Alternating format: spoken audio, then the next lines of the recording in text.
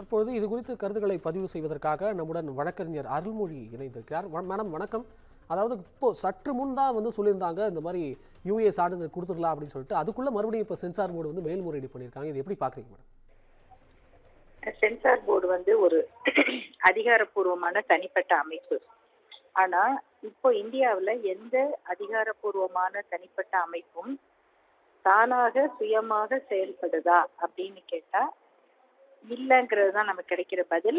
உதாரணத்துக்கு இடி வழக்குகள், சிபிஐ வழக்குகள், இன்கம் டாக்ஸ் ரெய்டு, இது எல்லாமே யாரை நோக்கி நடத்தப்படுது, என்ன மாதிரி வழக்குகள் நடக்குது அப்படிங்கிறத நம்ம பார்க்குறோம்.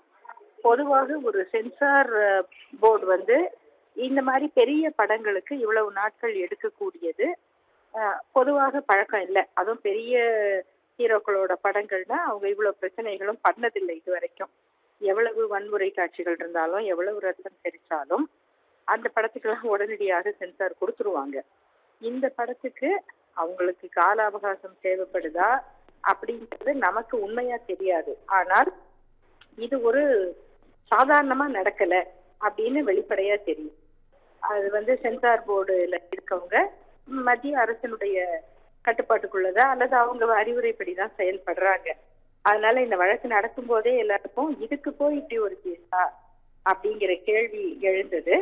ஒருவேளை விஜய் அவர்களுக்கு இன்னும் ஏதாவது அழுத்தம் கொடுக்கறதும், அது அவர் முழுமையாக பிஜேபியோட கட்டுப்பாட்டுக்குள்ள அன்கண்டிஷனலா வர வைக்கிறதுக்கான ஒரு அணுகுமுறையாகவும் இருக்கலாம். நிச்சயமா மேடம். இப்போ இதை தாண்டி இன்னைக்கு மேல்முறையீடு செய்யப்பட்டிருக்கு அப்படின்னா இது ப்ரொசீஜர் என்ன மேடம்? இது இப்போ தீர்ப்பு அப்போ எப்போ வழங்குவாங்க? இது எப்படி மேடம்? அப்படி இல்லை, இப்போ தீர்ப்பு சொன்ன உடனே அவங்க மேல்முறையீடு பண்றோம்னு சொல்றாங்க.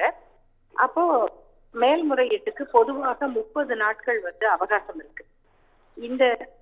இந்த கருத்து இந்த வழக்குக்கு மட்டும் இல்ல, திருப்பரங்குன்றம் கேஸ்க்கு கூட ஏன் உடனடியா நீங்க ஸ்டே பண்ணல, அப்ப நீங்க தீபத்தை ஏத்துங்க, அந்த இதுல கல்லுல ஏத்துங்க அப்படின்னு ஜஸ்டிஸ் சுவாமிநாதன் சொன்னதுக்கு நம்ம எதிர்ப்பு தெரிவித்த காரணமும் என்னன்னா, 30 நாள் அதுக்கு டைம் இருக்கும்போது நீங்க உடனே செயல்படுத்துங்கன்னு எப்படி சொல்ல முடியும் அப்படிங்கிறது தான்.